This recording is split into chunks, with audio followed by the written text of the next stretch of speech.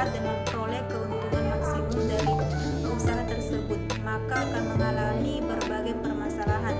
Adapun masalah yang pokok yang harus dipecahkan oleh produsen adalah bagaimana komposisi dari faktor-faktor produksi yang digunakan, dan untuk masing-masing faktor produksi tersebut berapakah jumlah yang akan digunakan. Dalam memecahkan masalah ini ada dua aspek yang perlu diperhatikan, yaitu komposisi faktor produksi yang bagaimana bagi seorang muslim untuk menciptakan tingkat produksi yang tinggi, atau komposisi faktor produksi yang bagaimana bagi seorang muslim untuk meningkatkan. Yang kedua itu biaya produksi yang dikeluarkan untuk mencapai suatu tingkat produksi tertentu. Selanjutnya itu profit optimum merupakan tujuan perusahaan.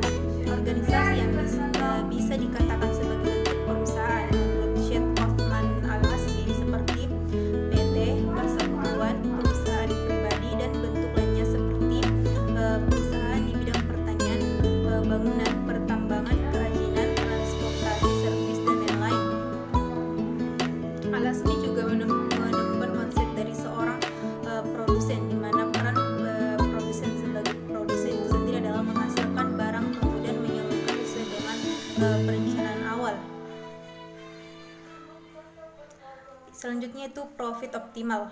Dalam teori ekonomi konvensional, profit maksimal merupakan tujuan dasar atau utama suatu perusahaan. Perusahaan yang bertujuan selalu memaksimalkan keuntungan sering disebut dengan perusahaan yang berperilaku rasional.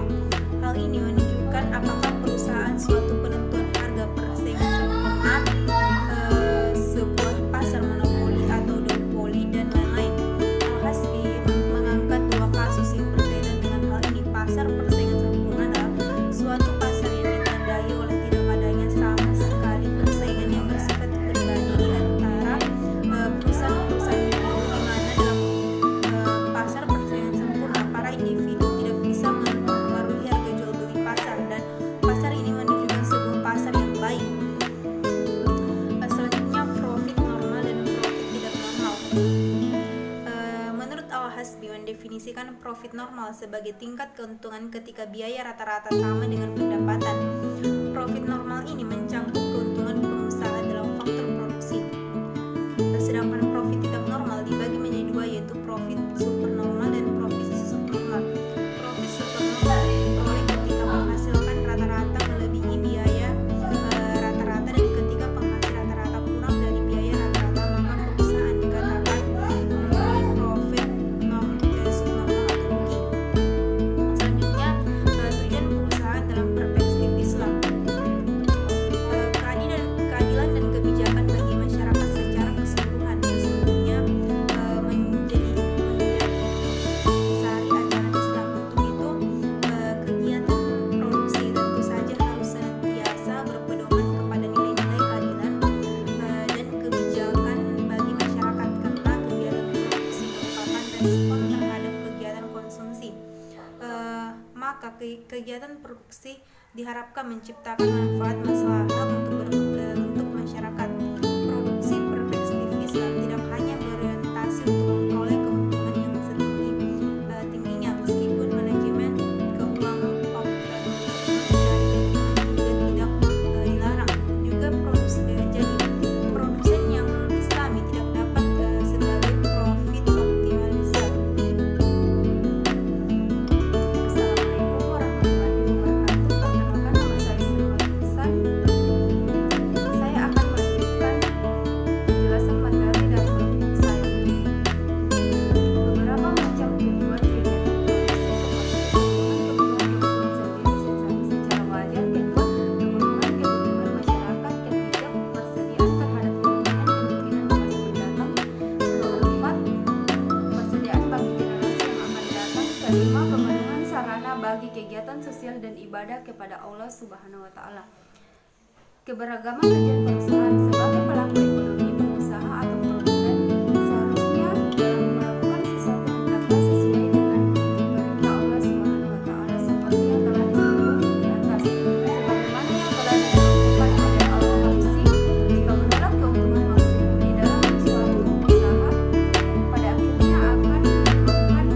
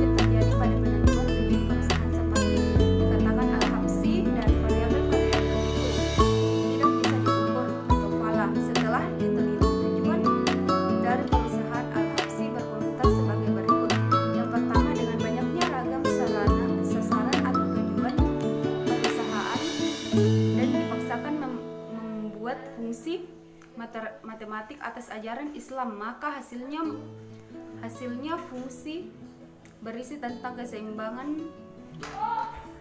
antara perolehan moral dan spiritual. Dari penelitian perusahaan seharusnya mampu memperoleh kekayaan yang sewajarnya dari pengembangan perusahaan untuk kebaikan umum. Para konsumen di dalam masyarakat Islam cenderung ingin menghasilkan barang yang berlebihan, dalam artian super banyak dan harganya lebih murah, keuntungan normal profit. Dengan cara diproduksinya barang-barang akan diharapkan bisa memenuhi keperluan dasar. Ketika kebutuhan dasar itu dipenuhi oleh perusahaan, maka itu termasuk produksi barang-barang untuk kesejahteraan orang lain secara umum. Tata kelola perusahaan dalam Islam. Prinsip hak kepemilikan dalam Islam dengan jelas memberikan kerangka yang komprehensif untuk mengidentifikasi, mengakui, menghormati, dan melindungi kepentingan dan hak setiap individu, masyarakat, negara, dan perusahaan. Dalam hal ini, hak-hak kepemilikan Islam menyatakan bahwa Allah adalah pemilik tunggal atas harta dan manusia hanyalah wakil dan pemelihara. Hal tersebut menunjukkan adanya pengakuan untuk menggunakan dan mengelola harta tersebut sesuai dengan aturan syariat. Terdapat berbagai ayat Al-Quran yang menyebutkan prinsip hak milik. Salah satunya adalah Quran surah ayat 57 yang artinya, berimanlah kamu kepada Allah dan Rasul-Nya dan nafkahkanlah sebagian hartamu yang Allah telah menjadikan kamu menguasainya. Relevansi tujuan perusahaan dan tata kelola perusahaan. Tata kelola perusahaan merupakan salah satu elemen pokok dalam setiap pengembangan perusahaan karena memainkan peran untuk merancang dan menyebarluaskan prinsip keadilan, akuntabilitas, dan transparansi. Sekian dari saya akhiri dengan ucapan wabillahi taufiq wal hidayah. Wassalamualaikum warahmatullahi wabarakatuh.